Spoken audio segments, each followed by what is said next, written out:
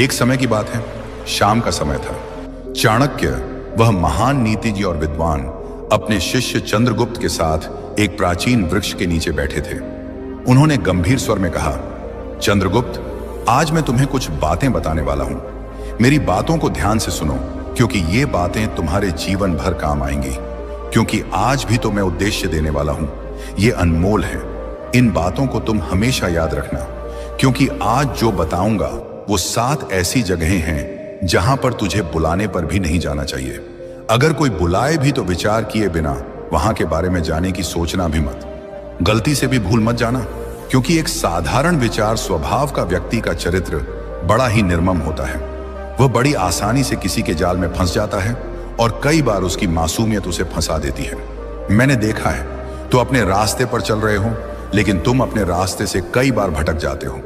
इसलिए तुम्हें चाहिए कि तुम इन बातों पर अमल करो और मेरी बातों को गहराई से सुनो। चंद्रगुप्त ने उत्सुकता से कहा, जी गुरुदेव, आप मुझे बताइए। चाणक्य मुस्कुराए और बोले, ठीक है मेरे पुत्र, दिल से बात। मैंने जो तुम्हें 7 बातें दी हैं, उन पर विस्तार से व्याख्या करूंगा। ये बातें न केवल तुम्हारे व्यक्तिगत जीवन के लिए, बल्कि एक राजा के रूप में, एक योद्धा के रूप में और एक मानव के रूप में उपयोगी होंगी। ये शास्त्रों, वेदों और मेरी अपनी नीतियों पर आधारित है। अर्थशास्त्र में मैंने कहा है कि बुद्धिमान व्यक्ति वही है जो खतरे को पहले ही पहचान ले। तो चलो एक एक करके इन 7 जगहों पर चर्चा करते हैं। मैं प्रत्येक पर विस्तार से बताऊंगा, उदाहरण दूंगा, कारण समझाऊंगा और बताऊंगा कि क्यों इन जगहों पर जाना वर्जित है। ये ज्ञान तुम्हें अजेय बनाएगा। पहली जगह, जहां पर तुम्हारी मां बाप की इज्जत नहीं होती। चाणक्य ने गहरी सांस ली और शुरू किया, सबसे पहले चंद्रगुप्त सुनो, जीवन में सबसे बड़ा धन क्या है? इज्जत, सम्मान। वह जगह जहां तुम्हारी इज्जत ना हो, जहां लोग तुम्हें तिरस्कार की दृष्टि से देखें, अपमान करें या तुम्हारी उपस्थिति को हल्का समझें, वहां बिना तैयारी के कदम रखना मृत्यु के समान है। क्यों? क्योंकि इंसान का मन इतना कमजोर होता है कि अपमान उसे तोड़ देता है। एक राजा होकर भी अगर तुम अपमानित हो गए तो तुम्हारा राज्य कैसे चलेगा? अपमान की ऊर्जा इतनी घातक होती है कि वह तुम्हारी आत्मा को खोखला कर देती है, तुम्हारी निर्णय क्षमता को कमजोर कर देती है और तुम्हें कमजोर बना देती है। वास्तुशास्त्र और वेदों में आत्मसम्मान को सर्वोच्च स्थान दिया गया है। ऋग्वेद में कहा गया है कि व्यक्ति को हमेशा ऐसे वातावरण में रहना चाहिए जहां उसका मान बढ़े, न कि घटे। पहले पता करो कि वहां कौन लोग हैं। क्या वे तुम्हारे मित्र हैं या छिपे शत्रु? क्या वातावरण तुम्हारे अनुकूल है? अगर नहीं तो बहाना बनाकर टाल दो। कह दो, मुझे कोई महत्वपूर्ण कार्य है, लेकिन कभी न जाओ। ये जगहें हो सकती हैं किसी ऐसे व्यक्ति का घर जहां तुम्हें पहले अपमानित किया गया हो, या कोई सभा जहां तुम्हारी जाति, धर्म या पदवी पर सवाल उठते हो। जीवन छोटा है, समय व्यर्थ मत करो।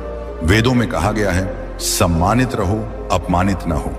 अपमान से बचो, क्योंकि अपमान विद्रोह का बीज बोता है।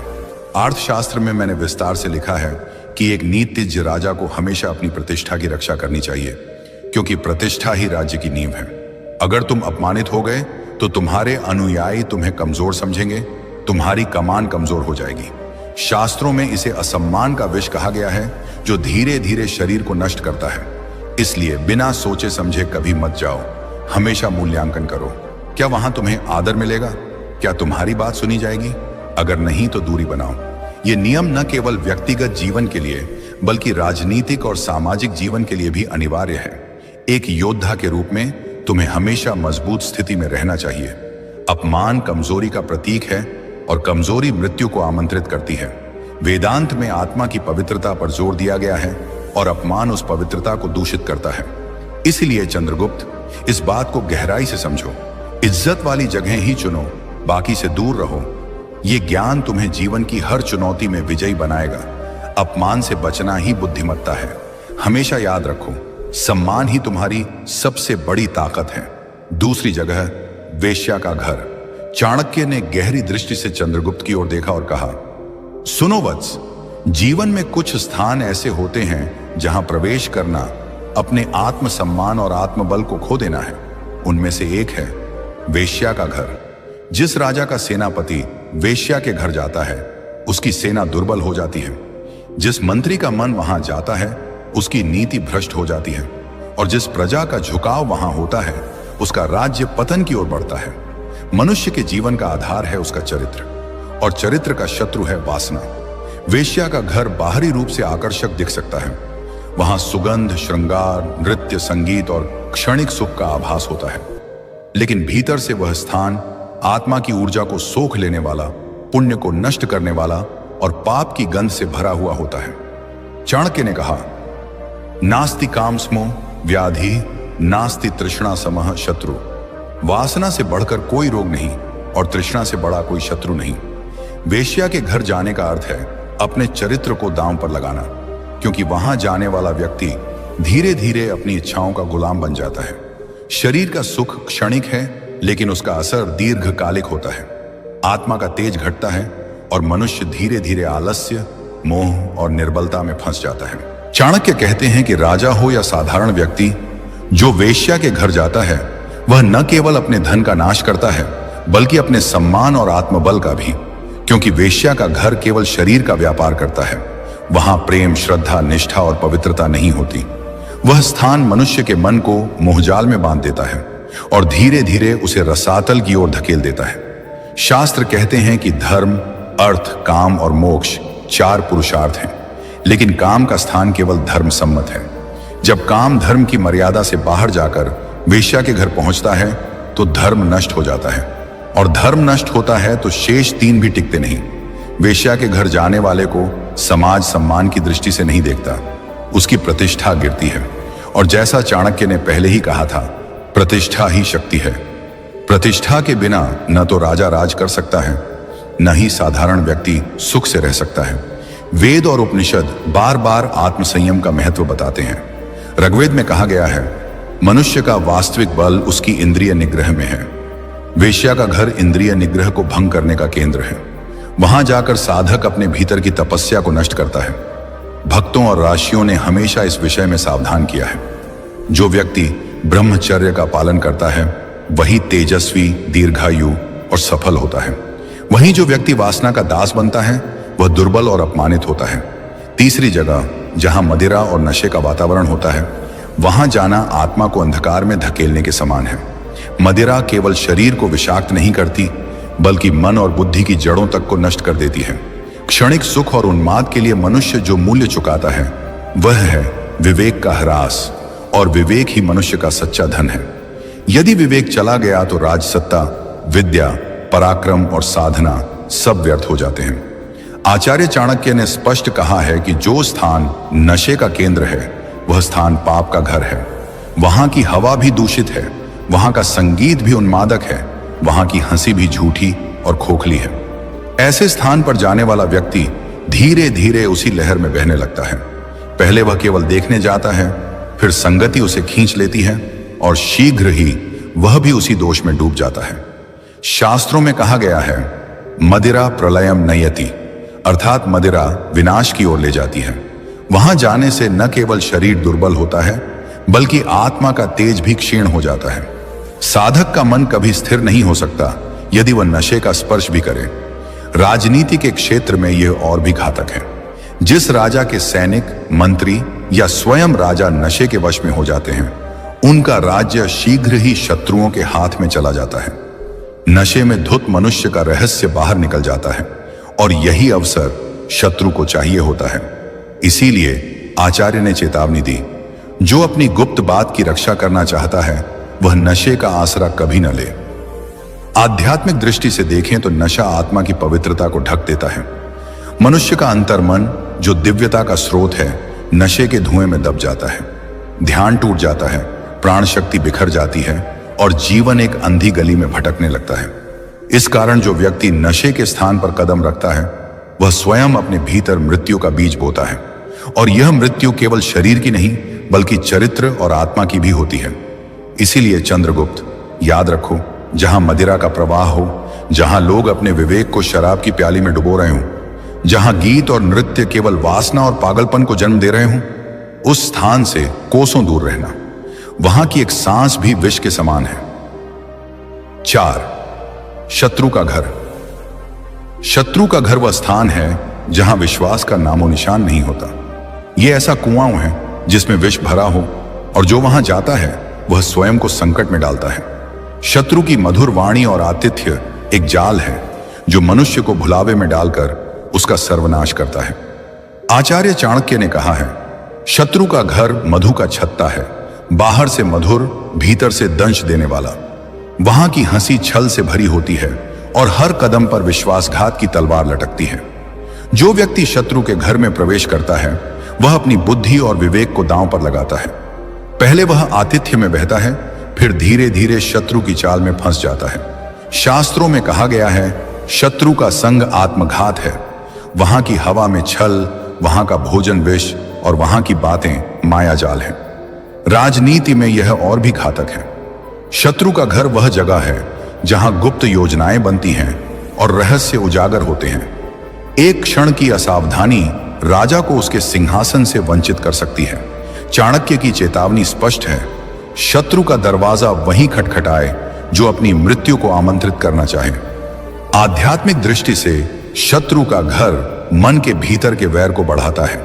वहां का वातावरण आत्मा को शांति नहीं बल्कि अशांति और द्वेष देता है। जो व्यक्ति वहां जाता है वह अपने हृदय में क्रोध और प्रतिशोध का बीज बोता है। यह बीज न केवल उसके जीवन को बल्कि उसकी आत्मा को भी विषाक्त करता है। इसलिए चंद्रगुप्त, शत्रु के घर से सदा दूर रहो। उसकी मधुर मुस्कान और अतिथि सत्कार के पीछे छिपा छल तुम्हें भस्म कर सकता है। वह स्थान मृत्यु का द्वार है जहां से वापसी केवल पश्चाताप के साथ होती है। 5. जहां गौ हत्या होती हो। जहां गौ हत्या होती है वह स्थान पाप का गढ़ है। गौ जो पृथ्वी पर माता का स्वरूप है, उसकी हत्या केवल एक प्राणी की मृत्यु नहीं बल्कि धर्म और करुणा की हत्या है। ऐसा स्थान अंधकार और क्रूरता का केंद्र होता है जहां मानवता का तेज क्षीण हो जाता है। शास्त्रों में कहा गया है, गौ हत्या सर्वनाश का मूल है। वहां की धरती रक्त से सनी होती है और वहां की हवा पाप के बोझ से भारी। जो व्यक्ति ऐसे स्थान पर जाता है वह धीरे धीरे क्रूरता और संवेदनहीनता की ओर खींचता है। पहले वह केवल दर्शक बनता है, फिर उसका मन हिंसा को स्वीकारने लगता है और अंत में वह भी उस पाप का हिस्सा बन जाता है। चाणक्य ने चेतावनी दी है, जहां गौ की चीत्कार गूंजती हो वहां का जल भी विष बन जाता है। राजनीति में गौ हत्या का स्थान शत्रुओं का अड्डा बन जाता है। ऐसा स्थान समाज में अशांति और विद्रोह को जन्म देता है, क्योंकि गौ के प्रति क्रूरता धर्म और संस्कृति के प्रति विद्रोह है। राजा का कर्तव्य है कि वह ऐसी जगह को शुद्ध करे, न कि वहां कदम रखे। आध्यात्मिक दृष्टि से गौ हत्या का स्थान आत्मा को दूषित करता है। वहां का वातावरण ध्यान को भंग करता है और मनुष्य का अंतर्मन पाप के भार से दब जाता है। जो व्यक्ति वहां जाता है वह अपने भीतर करुणा और पवित्रता को मार देता है। इसलिए चंद्रगुप्त, उस स्थान से कोसों दूर रहो जहां गौ की चीत्कार गूंजती हो। वहां की एक सांस भी आत्मा को भस्म कर सकती है। वह स्थान नरक का द्वार है जहां धर्म और मानवता का अंत होता है। 6. चरित्रहीन और लोभी का घर। चरित्रहीन और लोभी का घर वह स्थान है जहां नैतिकता और सत्य का कोई मूल्य नहीं।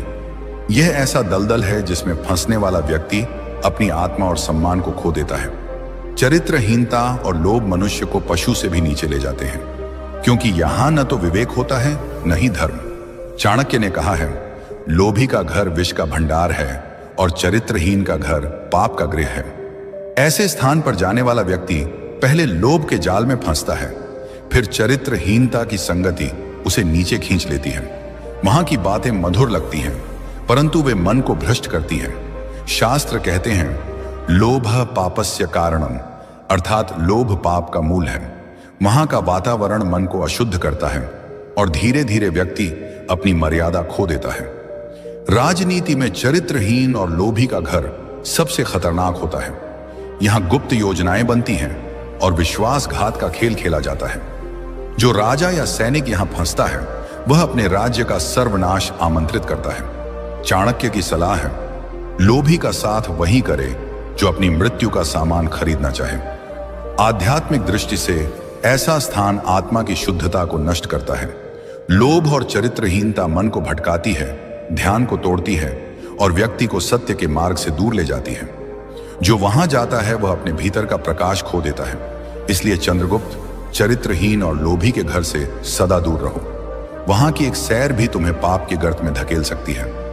यह स्थान वह आग है जो आत्मा को भस्म कर देती है।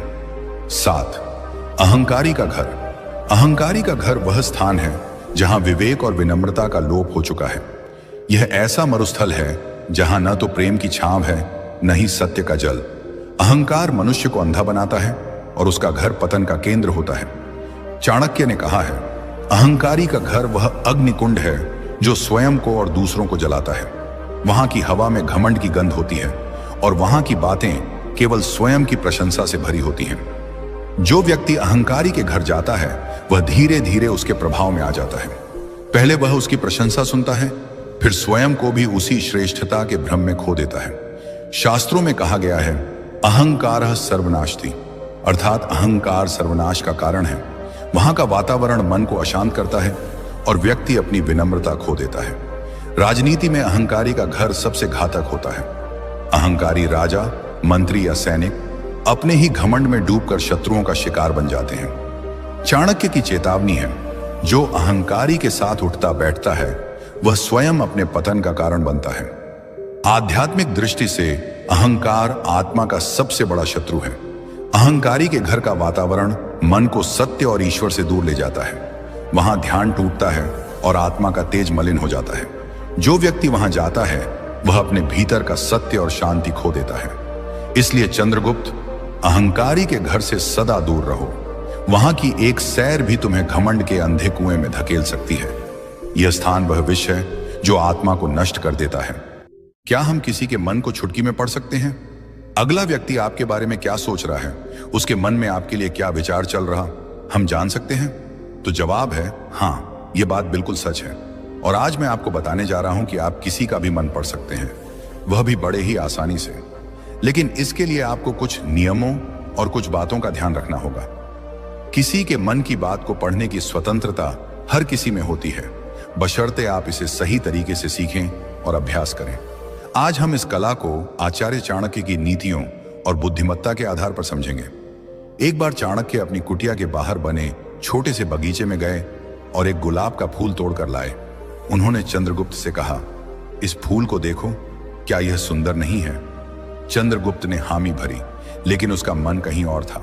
चाणक्य ने फिर पूछा, क्या तुम्हें गुलाब की खुशबू पसंद है?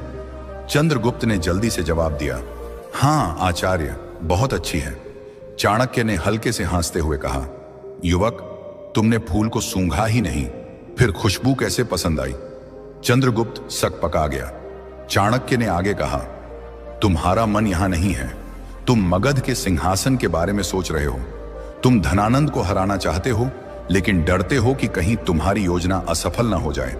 चंद्रगुप्त की आंखें आश्चर्य से फैल गईं। उसने सोचा, यह कैसे संभव है? मैंने तो कुछ कहा ही नहीं। चाणक्य ने चंद्रगुप्त को बैठने का इशारा किया और बोले, मन को पढ़ना कोई जादू नहीं है चंद्रगुप्त, यह एक कला है जो अभ्यास और शांति से आती है। मैंने तुम्हारी आंखों में वह आग देखी जो एक योद्धा की होती है। तुम्हारे चेहरे की रेखाएं मुझे बता रही थीं कि तुम किसी बड़े लक्ष्य के लिए बेचैन हो। तुम्हारी उंगलियां बार बार एक दूसरे से टकरा रही थीं, जो तुम्हारे डर और संकोच को दर्शाता है। और जब मैंने तुमसे फूल के बारे में पूछा, तुमने जल्दबाजी में जवाब दिया, क्योंकि तुम्हारा मन कहीं और था। चंद्रगुप्त ने पूछा, आचार्य, आपने यह सब कैसे जाना? क्या यह कोई तंत्र मंत्र है? चाणक्य हंसे और बोले, नहीं, यह तंत्र मंत्र नहीं, बल्कि मन की शांति और दूसरों के हाव भाव को समझने की कला है। मैंने अपने मन को इतना शांत कर लिया है कि मैं दूसरों के मन की हलचल को सुन सकता हूं। चाणक्य ने चंद्रगुप्त को अपने साथ एक प्रयोग करने को कहा। उन्होंने उसे एक शांत कोने में बैठने को कहा और बोले, दिन में 2 घंटे तुम चुप रहो, न बोलो न सोचो, बस अपनी सांसों को देखो। जब तुम्हारा मन शांत होगा तुम दूसरों के मन को पढ़ पाओगे। चंद्रगुप्त ने कई महीनों तक यह अभ्यास किया। धीरे धीरे वह लोगों के हाव भाव, उनकी आंखों की चमक और उनके शब्दों के पीछे छिपे इरादों को समझने लगा। तब चाणक्य ने कहा, अब मैं तुम्हें पहले एक कहानी सुनाता हूं। तुम इस कहानी को ध्यान से सुनो, फिर इस कहानी के खत्म होते ही मैं तुम्हें मन की बात पढ़ने के 7 तरीके बताऊंगा। कई साल पहले हिमाचल की हरी भरी वादियों में सरयू नदी के किनारे एक छोटा सा गांव था। वहां 2 भाई बहन रहते थे। बड़ा भाई रमेश जो देख नहीं सकता था, और छोटी बहन अनीता, जो गांव में एक छोटा सा बगीचा संभालती थी।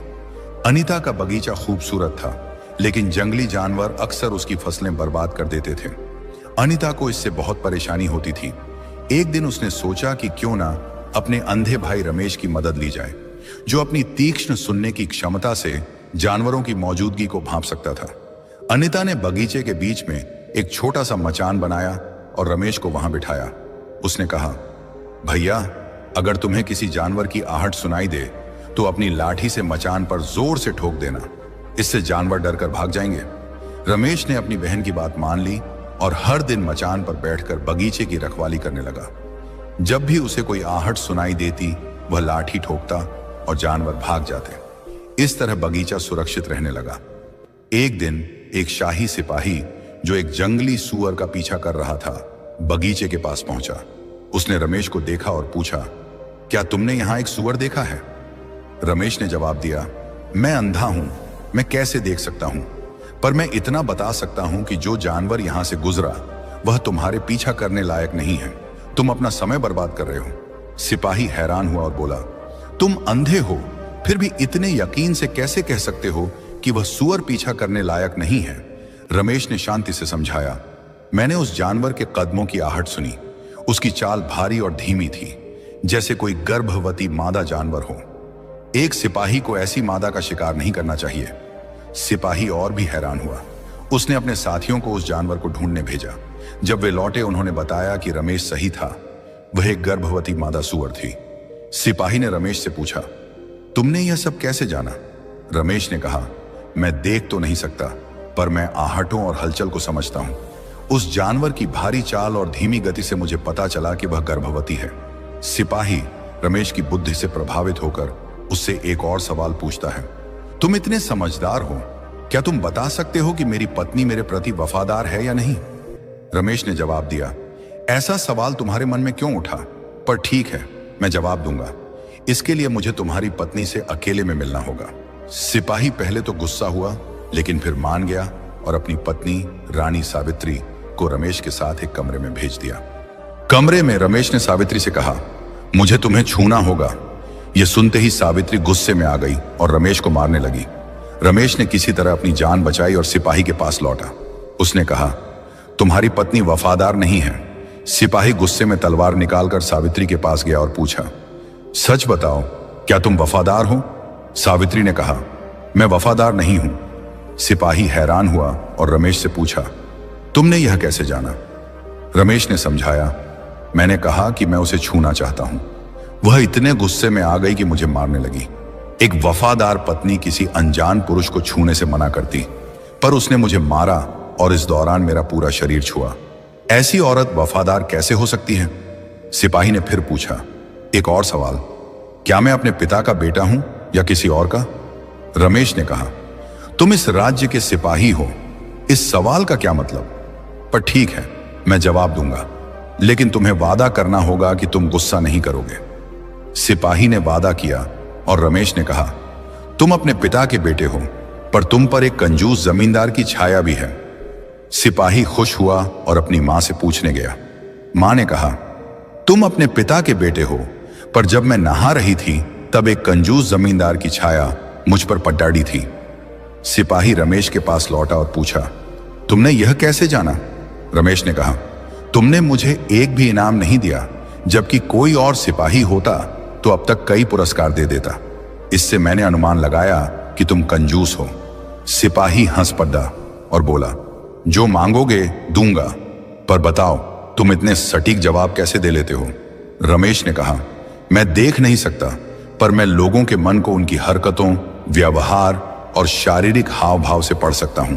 फिर चाणक्य ने कहा, अब मैं तुम्हें 7 तरीके बताऊंगा जिनसे तुम भी दूसरों के विचार समझ सकते हो। बेरिन, उसकी आंखों में देखो और हाव भाव को समझो। आंखें मन का आईना होती हैं। जब आप किसी की आंखों में गहराई से देखते हैं तो उनके चेहरे की सूक्ष्म हलचलें, जैसे भौहों का हल्का सा उठना, होंठों की तनिक सी मुस्कान या नजरों का इधर उधर जाना, उनके मन की कहानी बयान करती हैं। उदाहरण के लिए, अगर कोई व्यक्ति आपसे नजरें चुराता है तो शायद वह कुछ छिपाने की कोशिश कर रहा है। वहीं आत्मविश्वास से भरी नजरें दृढ़ता का संकेत देती हैं। हाव भाव भी उतने ही महत्वपूर्ण हैं। व्यक्ति के बैठने का तरीका, हाथों की गति या चेहरे की रेखाएं उनकी भावनाओं को उजागर करती हैं। इस कला को सीखने के लिए आपको एक जासूस की तरह चौकस बनना होगा। कल्पना करें कि आप एक बाज की तरह हैं, जिसकी नजर हर छोटी सी हलचल पर टिकी है। रोजमर्रा की जिंदगी में जब आप किसी से मिलें, चाहे वह बाजार में कोई दुकानदार हो या कार्यालय में सहकर्मी, उनके चेहरे को ध्यान से देखें। क्या उनकी मुस्कान सच्ची है या सिर्फ औपचारिक? क्या उनकी आंखों में उत्साह है या उदासी? शुरू में यह मुश्किल लग सकता है, लेकिन धीरे धीरे आप छोटी छोटी बातों को पकड़ना सीख जाएंगे। रोज 5 मिनट तक किसी एक व्यक्ति के हाव भाव का अवलोकन करें। उनकी आंखों, चेहरे और शरीर की मुद्रा पर ध्यान दें। एक डायरी में नोट करें कि आपको क्या संकेत मिले। समय के साथ आप बिना शब्दों के ही लोगों के मन को पढ़ना शुरू कर देंगे। यह अभ्यास आपको एक कुशल मनोवाचक बनाएगा, जो दूसरों की भावनाओं को तुरंत भांप लेता है। 2, उसे बोलने का मौका दो। वह जितना बोलेगा उतना समझना आसान होगा। लोगों के मन को समझने का सबसे सरल तरीका है उन्हें खुलकर बोलने देना। जब कोई व्यक्ति अपनी बात कहता है तो उसके शब्द, लहजा और बोलने का अंदाज उसके मन के रहस्यों को उजागर करता है।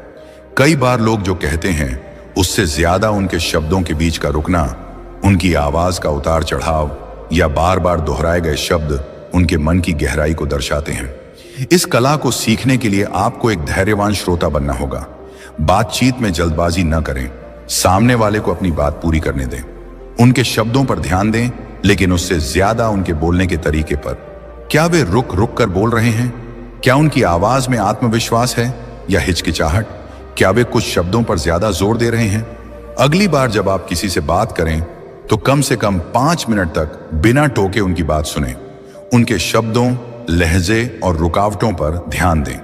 बाद में विश्लेषण करें कि उनके बोलने के तरीके ने क्या संकेत दिया। यह अभ्यास आपको एक बेहतर श्रोता बनाएगा और दूसरों के मन को समझने में मदद करेगा। 3, अपने मन को शांत करो। मन पढ़ने की सबसे बड़ी शर्त है कि आपका अपना मन शांत हो। अगर आपका मन विचारों, चिंताओं या कल्पनाओं से भरा है तो आप दूसरों के मन की हलचल को नहीं सुन पाएंगे। एक शांत मन ही दूसरों की भावनाओं को गहराई से समझ सकता है। शांति का मतलब है अपने विचारों को थामना, अपनी आंतरिक हलचल को रोकना। यह एक ऐसी अवस्था है जहां आप न तो अतीत में खोए हैं न भविष्य की चिंता में। आप बस वर्तमान में हैं और आपका मन एक शांत झील की तरह स्थिर है। इस अवस्था में आप दूसरों की ऊर्जा और भावनाओं को स्पष्ट रूप से महसूस कर सकते हैं। इस शांति को प्राप्त करने के लिए ध्यान, मेडिटेशन सबसे प्रभावी तरीका है। रोज 10 से 15 मिनट के लिए एक शांत कोने में बैठें। अपनी सांसों पर ध्यान केंद्रित करें। विचार आए लेकिन उनमें न उलझें। उन्हें बादल की तरह तैरते हुए देखें और जाने दें। शुरू में आपका मन भटकेगा, लेकिन धीरे धीरे यह शांत होने लगेगा। दिन में एक समय चुनें जब आप पूरी तरह चुप रहें। कोई बात ना करें, न सोचें, बस अपनी सांसों को देखें। यह अभ्यास आपके मन को शांत करेगा और दूसरों के मन को पढ़ने की आपकी क्षमता को बढ़ाएगा। 4, शारीरिक भाषा का विश्लेषण करें। शारीरिक भाषा मन का खुला पत्र है। व्यक्ति के बैठने का तरीका, हाथों की गति और शरीर की मुद्रा उनके मन की स्थिति को दर्शाती है। उदाहरण के लिए, अगर कोई व्यक्ति बात करते समय अपनी बाहें बंद रखता है तो वह रक्षात्मक हो सकता है। अगर वह सीधा बैठता है और खुली मुद्रा में है तो वह आत्मविश्वास से भरा हो सकता है। भाषा को समझने के लिए आपको एक गहरे अवलोकनकर्ता बनना होगा। कल्पना करें कि आप एक चित्रकार हैं और सामने वाला व्यक्ति एक कैनवास है जिसकी हर रेखा कुछ कह रही है। उनके हाथों की गति, उनके पैरों की स्थिति और उनके कंधों का झुकाव, सब कुछ एक कहानी कहता है। सामाजिक सभा में लोगों की शारीरिक भाषा का अवलोकन करें। नोट करें कि उनकी मुद्रा और गतिविधियां क्या कह रही हैं। समय के साथ आप शारीरिक भाषा के सूक्ष्म संकेतों को पढ़ना सीख जाएंगे। ऊर्जा और भावनाओं को महसूस करें। हर व्यक्ति एक ऊर्जा क्षेत्र बनाता है जो उनकी भावनाओं को दर्शाता है। एक शांत मन इस ऊर्जा को महसूस कर सकता है। यह ऊर्जा आपको बताती है कि व्यक्ति खुश है, तनावग्रस्त है या उदास। इस ऊर्जा को महसूस करने के लिए आपको अपनी अंतर्ज्ञान को जागृत करना होगा। यह एक ऐसी अनुभूति है जो आपको बताती है कि कुछ ठीक है या नहीं। उदाहरण के लिए आप किसी से मिलते हैं और वह मुस्कुरा रहा है, लेकिन आपको लगता है कि कुछ गलत है। यह आपकी अंतर्ज्ञान की आवाज है जो उनकी ऊर्जा को पढ़ रही है। एक बार मैं एक पार्टी में गया जहां एक व्यक्ति बहुत हंस बोल रहा था, लेकिन जब मैंने उससे बात की तो मुझे उसकी ऊर्जा में एक खालीपन महसूस हुआ। मैंने उससे गहराई से बात की और उसने बताया कि वह अपने करियर में असफलता से जूझ रहा था। करीबी के साथ बैठें और उनकी ऊर्जा को महसूस करने की कोशिश करें। क्या उनकी ऊर्जा सकारात्मक है या भारी? अपनी अंतर्ज्ञान पर भरोसा करें। यह अभ्यास आपको दूसरों की भावनाओं को समझने में निपुण बनाएगा। 6. सवाल पूछकर गहराई में जाएं। सही सवाल पूछना मन पढ़ने का एक शक्तिशाली हथियार है। सवाल व्यक्ति को खुलने के लिए मजबूर करते हैं और उनके मन की गहराई को उजागर करते हैं। पूछते समय खुले और गैर निर्णयात्मक सवाल चुनें, जैसे आप इस बारे में क्या सोचते हैं या यह आपको कैसा लगता है। उनके जवाबों में छिपे संकेतों पर ध्यान दें। अगर कोई सवाल का जवाब टालता है तो शायद वह कुछ छिपा रहा है। उदाहरण के लिए, मैंने एक बार अपने मित्र से पूछा, तुम्हारा नया प्रोजेक्ट कैसा चल रहा है? उसने हल्के से कहा, ठीक है। लेकिन मैंने और गहराई से पूछा, क्या कोई चुनौती है? तब उसने बताया कि उसे समय की कमी हो रही है। किसी से बात करते समय एक खुला सवाल पूछें और उनके जवाब के पीछे की भावना को समझने की कोशिश करें। यह अभ्यास आपको उनके मन की गहराई तक ले जाएगा। 7. निरंतर अभ्यास और धैर्य रखें। मन पढ़ने की कला एक दिन में नहीं आती। यह निरंतर अभ्यास और धैर्य का परिणाम है। कला को सीखने के लिए आपको रोज छोटे छोटे कदम उठाने होंगे। हर दिन लोगों के हाव भाव, उनकी ऊर्जा और उनकी बातों पर ध्यान दें। अपनी प्रगति को नोट करें। अगर आप किसी की भावना को गलत समझ लेते हैं तो विश्लेषण करें कि आप कहां चूक गए। उदाहरण के लिए, मैंने शुरू में कई बार लोगों के हाव भाव को गलत समझा, लेकिन हर गलती से मैंने सीखा और अब मैं छोटी छोटी बातों को आसानी से पकड़ लेता हूं। चाणक्य कहते हैं, झूठ वही बोलता है जिसे सच का पता होता है, क्योंकि झूठ सुनाने वालों को भले हकीकत का अंदाजा ना हो, लेकिन झूठ बोलने वाला हमेशा सच जानता है। इसीलिए झूठ को पकड़ना भी एक कला है। नमस्कार दोस्तों, स्वागत है आपका डे इंस्पायर्ड यूट्यूब चैनल में। आज का यह वीडियो बेहद खास है क्योंकि आज हम एक ऐसी कला सीखने जा रहे हैं जो जीवन में हर कदम पर आपके काम आएगी। झूठ को पकड़ने की कला। और इस कला को सीखना हर उस व्यक्ति के लिए जरूरी है जो अपने जीवन को सच के रास्ते पर ले जाना चाहता है। इस वीडियो में हम जानेंगे कि कैसे आप झूठ को आसानी से पकड़ सकते हैं, किन संकेतों पर ध्यान देना चाहिए और किन सावधानियों को बरतना चाहिए। लेकिन उससे पहले मैं आपको एक कहानी सुनाता हूं जो चाणक्य और उनके शिष्य चंद्रगुप्त की है। यह कहानी आपको न केवल प्रेरित करेगी बल्कि यह भी सिखाएगी कि कैसे चाणक्य ने अपने तीक्ष्ण बुद्धि और अवलोकन से झूठ को पल भर में पकड़ लिया। तो इस वीडियो को अंत तक जरूर देखें क्योंकि आज आप कुछ ऐसा सीखने वाले हैं जो आपके जीवन को बदल सकता है। चलिए शुरू करते हैं। एक दिन चंद्रगुप्त अपने गुरु चाणक्य के पास आए। उनके चेहरे पर एक अजीब सी बेचैनी थी, मानो वे कुछ छिपा रहे हों। चाणक्य ने उनकी ओर देखा और शांत स्वर में पूछा, चंद्रगुप्त, क्या बात है?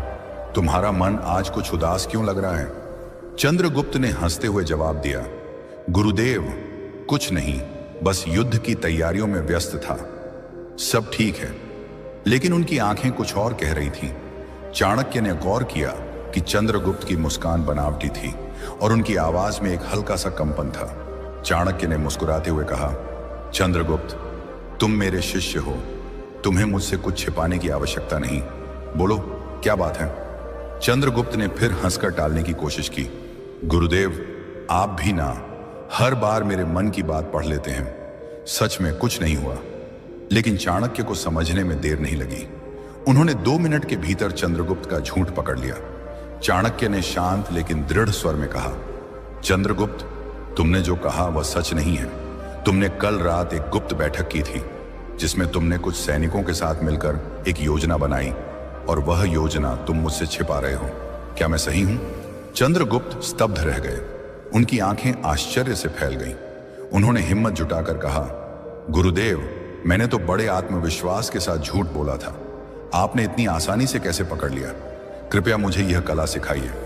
चाणक्य ने हंसते हुए कहा, मेरे शिष्य, झूठ पकड़ना कोई जादू नहीं बल्कि एक कला है जो अवलोकन, धैर्य और बुद्धि से आती है।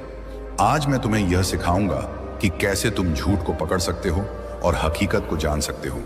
लेकिन पहले मैं तुम्हें एक और कहानी सुनाता हूं जो तुम्हें इस कला का महत्व समझाएगी। एक छोटा सा गांव था, हरा भरा, शांत और ईमानदार लोगों से भरा हुआ। उसी गांव में एक व्यापारी रहता था। उसका नाम था धर्मदत्त। धर्मदत्त की घी की दुकान पूरे गांव में प्रसिद्ध थी। लोग कहते थे कि उसके यहाँ का घी सबसे शुद्ध होता है, गाय के ताजे दूध से बना, सुगंधित और स्वादिष्ट। धर्मदत्त की दुकान पर हमेशा भीड़ लगी रहती थी। दूर दूर से लोग उसके यहाँ घी खरीदने आते थे। उसका कारोबार खूब फल फूल रहा था। उसके पास धन, नाम और मान सम्मान सब कुछ था। लेकिन मनुष्य का मन बड़ा चंचल होता है। धन मिलने के बाद भी लोभ का नशा उतरा नहीं। समय बीतता गया।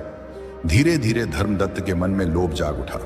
उसे लगने लगा कि यदि वह घी में थोड़ा सस्ता तेल मिलाए तो उसे अधिक मुनाफा होगा। उसकी दुकान तो वैसे भी प्रसिद्ध थी, कोई शक नहीं करेगा। पहली बार उसने बहुत डरते डरते यह काम किया। उसे उम्मीद नहीं थी कि लोग इस बात को समझ पाएंगे। लेकिन आश्चर्य, उस दिन भी उसकी सारी घी बिक गई। न किसी ने घी की गंध पर शक किया, न रंग पर। यह देखकर उसका विश्वास बढ़ गया। अब वह हर रोज घी में तेल मिलाने लगा। लागत घटी, मुनाफा बढ़ा। उसका बही खाता सोने जैसा चमक उठा। उसने नया मकान बनवाया, दुकान और भी बड़ी कर ली, गांव के मंदिर में दान देना शुरू कर दिया ताकि लोग उसे धर्मात्मा समझें। लेकिन एक बात उसने नहीं समझी, सच्चाई कितनी भी छुपाई जाए एक दिन सामने आ ही जाती है। गांव के कुछ बुजुर्गों ने धीरे धीरे घी की गंध और स्वाद में फर्क महसूस किया। बच्चों को घी खाने के बाद पेट दर्द होने लगा। कुछ गृहिणियां बोली, पहले जैसा स्वाद नहीं रहा। लेकिन कोई साहस कर उसकी शिकायत करने न गया, क्योंकि धर्मदत्त अब बड़ा आदमी बन गया था। पर गांव में एक साधु आया। वह दूर दूर से यात्राएं करता था। जहां भी जाता वहां के मंदिर में रुकता और लोगों के मन की बातें सुनता। जब वह इस गांव पहुंचा तो उसने भी धर्मदत्त की दुकान से घी खरीदा। घी सूंघा, उंगलियों पर घिसा और एक हल्की मुस्कान उसके चेहरे पर आई। साधु ने गांव के लोगों को बुलाया और पूछा, क्यों भाई, क्या तुम्हें नहीं लगता कि इस घी में कुछ गड़बड़ है? लोग चुप रहे, डर के मारे कुछ कह न सके। साधु मुस्कुराया और बोला, ठीक है, कल सुबह गांव के मंदिर में सब इकट्ठे हो जाना, वहां इसका सच सामने लाऊंगा। अगले दिन सुबह पूरा गांव मंदिर में इकट्ठा हुआ। साधु ने धर्मदत्त को भी बुलाया। सबकी आंखें उस पर टिकी थीं। साधु ने एक कटोरी में घी लिया, उसमें थोड़ी रुई डाली और दीपक बनाया। जब घी के दीपक को जलाया गया तो उसमें से काली धुआं निकली और बदबू भी आई। सब लोग हैरान रह गए। देखो, साधु बोला, शुद्ध घी कभी इस तरह नहीं जलता, इसमें जरूर मिलावट है। धर्मदत्त का चेहरा पीला पड़ गया। गांव के मुखिया ने कठोर स्वर में पूछा, सच सच बता, तूने क्या मिलाया है? धर्मदत्त ने बहुत कोशिश की झूठ बोलने की भी, लेकिन साधु की तीखी नजरों और गांव वालों की आंखों से बच न सका। आखिर उसे कबूल करना पड़ा, मैंने घी में सस्ता तेल मिलाया है। गांव में सन्नाटा छा गया। जिन लोगों ने सालों से उस पर भरोसा किया था वे शर्मिंदा महसूस करने लगे। धर्मदत्त रो पड़ा। उसने कहा, मैंने लालच में आकर यह पाप किया, मुझे क्षमा करो। साधु ने शांत स्वर में कहा, देखो भाई, धन कमाना बुरा नहीं है, पर बेईमानी से कमाया गया धन कभी सुख नहीं देता। तूने जो भी दान मंदिर को दिया वह व्यर्थ गया, क्योंकि उसका मूल पाप से भरा था। धर्मदत्त ने सबके सामने वचन दिया, आज से मैं कभी मिलावट नहीं करूंगा। गांव वालों ने भी उसे एक मौका देने का निश्चय किया, लेकिन साथ ही ठान लिया कि अब वे हर वस्तु सावधानी से खरीदेंगे। चंद्रगुप्त, इस कहानी से तुम्हें क्या सीख मिली? सबसे बड़ी सीख यह है कि मनुष्य चाहे कितना भी चालाक हो, सच्चाई को छिपा नहीं सकता। झूठ का पर्दा एक दिन हट ही जाता है। दूसरा, व्यापार में ईमानदारी सबसे बड़ा धन है। जिसने इस सत्य को पकड़ लिया वही सच्चा व्यापारी बनता है। इस कहानी का तीसरा पहलू भी है, लोगों की आंखें। यदि एक भी व्यक्ति सजग हो जाए तो वह पूरे गांव की आंखें खोल सकता है, जैसे उस साधु ने किया। इसका अर्थ है कि जब समाज की आंखें बंद हो जाती हैं तो बेईमान लोग पनपते हैं, पर जब जागरूकता आ जाती है तो बेईमानी का अंत हो जाता है। और चंद्रगुप्त, इस साधु ने सिर्फ व्यापारी को नहीं सुधारा, पूरे गांव को सिखाया कि आंखें बंद करने से सच्चाई नहीं छुपती। यदि गांव वाले शुरू में ही सच को पहचान लेते तो घी मिलावट से बच्चों को कष्ट न होता। इसलिए राज्य चलाते समय या किसी भी पद पर रहते हुए तुम्हें भी सजग रहना होगा। जब कोई दरबारी तुम्हें चापलूसी करे तो उसकी बातों के पीछे छुपे इरादों को देखना। जब कोई सलाह दे तो उसके मन की सच्चाई को पकड़ना। हर शब्द, हर व्यवहार, हर मुस्कान के पीछे का सच समझना। और याद रखना, जो व्यापारी लोभ में पड़ा वह अपनी प्रतिष्ठा खो बैठा। आज भी गांव वाले उसे शक की नजर से देखते हैं। मनुष्य के जीवन में एक बार भरोसा टूट जाए तो दोबारा वह पहले जैसा नहीं बनता। चंद्रगुप्त ने सिर झुकाकर कहा, आचार्य, मैं समझ गया। मैं राज्य में और जीवन में सच्चाई को ही सबसे बड़ा धर्म मानूंगा। चाहे कितना भी लालच सामने क्यों ना हो, मैं कभी अन्याय और धोखा नहीं करूंगा। तब चाणक्य ने कहा, चंद्रगुप्त, मैं अब कुछ ऐसे नियम बताने जा रहा हूं जिनकी मदद से किसी भी व्यक्ति के झूठ को बहुत आसानी से पहचान सकते हैं। लेकिन इस कला में धैर्य, सूझबूझ और निष्पक्षता जरूरी है। तो आइए एक एक नियम को ध्यानपूर्वक समझते हैं। नियम 1, शारीरिक हाव भाव पर ध्यान दें। जब कोई व्यक्ति झूठ बोलता है तो सबसे पहले उसके शरीर की भाषा बदलती है। चाहे उसकी जुबान कुछ भी कह रही हो, लेकिन उसके हाव भाव सच्चाई को उजागर कर देते हैं। इस नियम को समझना बहुत आसान है। उदाहरण के लिए, अगर कोई आपसे बात कर रहा है और बार बार अपनी आंखें इधर उधर घुमा रहा है तो यह शक का संकेत हो सकता है। सामान्यतः जो व्यक्ति सच बोलता है वह सामने वाले की आंखों में निडरता से देखता है, लेकिन जो झूठ बोल रहा होता है वह सामने नजरें मिलाने से बचता है या बार बार नीचे देखता है। कई बार लोग अपने मुंह या नाक को बार बार छूते हैं। यह संकेत है कि वे तनाव में हैं। जब दिमाग झूठ गढ़ता है तो शरीर तनाव महसूस करता है और हाथ अनायास ही मुंह, नाक या गर्दन की ओर बढ़ते हैं। इसके अलावा पैरों की हरकत भी बहुत कुछ कहती है। झूठ बोलने वाला व्यक्ति बार बार पैर हिलाता है, कुर्सी पर असहज होकर बैठता है या बार बार पोजीशन बदलता है। ये सारी हरकतें उसके अंदर चल रही घबराहट का परिणाम होती हैं। नियम 2, आवाज के उतार चढ़ाव को समझें। दूसरा महत्वपूर्ण नियम है व्यक्ति की आवाज पर ध्यान देना। जब भी कोई इंसान झूठ बोलता है तो उसकी आवाज में हल्का सा फर्क आ जाता है, चाहे वह इस बात को खुद भी न समझे। उदाहरण के लिए, अगर कोई व्यक्ति सामान्य बातचीत में धीमी आवाज में बात करता है, लेकिन किसी खास प्रश्न पर अचानक उसकी आवाज तेज या कर्कश हो जाए, तो यह संकेत हो सकता है कि वह उस सवाल से असहज है। इसी तरह यदि उसकी आवाज में अचानक रुकावट आने लगे, जैसे मतलब, तो यह भी झूठ बोलने का लक्षण है। कभी कभी झूठ बोलने वाला अपनी बात को बार बार दोहराता है ताकि सामने वाले को विश्वास दिला सके। वह कह सकता है, नहीं नहीं, मैं तो वहां था ही नहीं, सच में नहीं था। इस दोहराव से पता चलता है कि वह अपने झूठ को खुद भी पक्का करने की कोशिश कर रहा है। एक और बात, आवाज का कंपन। घबराया हुआ झूठा व्यक्ति चाहकर भी अपनी आवाज को पूरी तरह स्थिर नहीं रख पाता। उसकी आवाज में नमी, हल्की कांप या तेजी आ जाती है। यह कंपन एक अनुभवी श्रोता तुरंत पकड़ सकता है, परंतु यहां भी सावधानी जरूरी है। कुछ लोग मंच पर बोलते समय या जब वे किसी अनजान व्यक्ति से बात कर रहे होते हैं, तब भी घबराहट के कारण ऐसे संकेत देते हैं। इसलिए केवल आवाज के आधार पर निष्कर्ष न निकालें। उसके चेहरे के हाव भाव, आंखों की गति और शारीरिक स्थिति को भी साथ में परखें। नियम 3, कहानी में विरोधाभास खोज। जब कोई व्यक्ति झूठ बोलता है तो उसकी बातों में विरोधाभास होना स्वाभाविक है। सच केवल एक होता है, इसलिए जो व्यक्ति सच्चाई बोलता है उसकी कहानी हमेशा एक जैसी होती है। लेकिन जो झूठ बोलता है उसे अपनी बातों को बार बार बनाना पड़ता है और इस चक्कर में कहीं ना कहीं वह गड़बड़ कर बैठता है। उदाहरण के लिए मान लीजिए, कोई कहता है कि मैं कल पूरे दिन घर पर था, लेकिन थोड़ी देर बाद कहता है कि मैं दोस्त से मिलने बाजार गया था। यह विरोधाभास है। दोनों बातें एक साथ सच नहीं हो सकती। ऐसे ही लोग अपनी बातें बदलते रहते हैं और झूठ की परतें खुलती जाती हैं।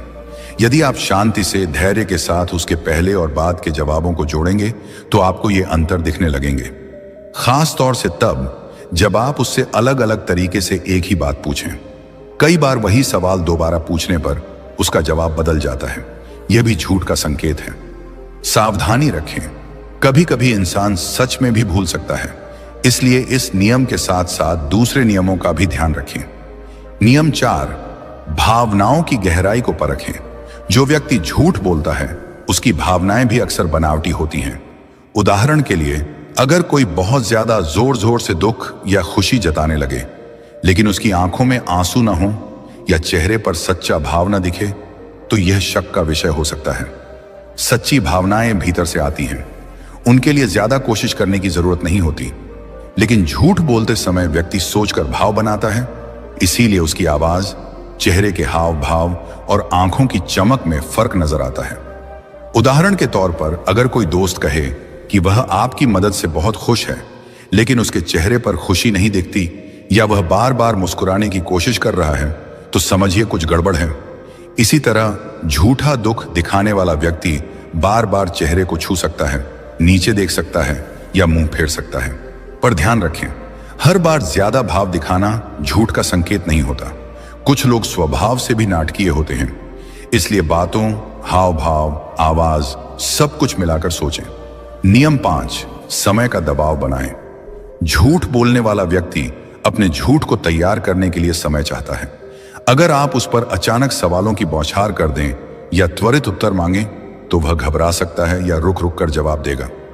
मान लीजिए आप किसी से पूछते हैं, तुम कल रात कहां थे? और वह बिना तुरंत जवाब दिए सोचने लगता है या इधर उधर देखने लगता है, तो इसका मतलब है कि वह मन में जवाब गढ़ रहा है।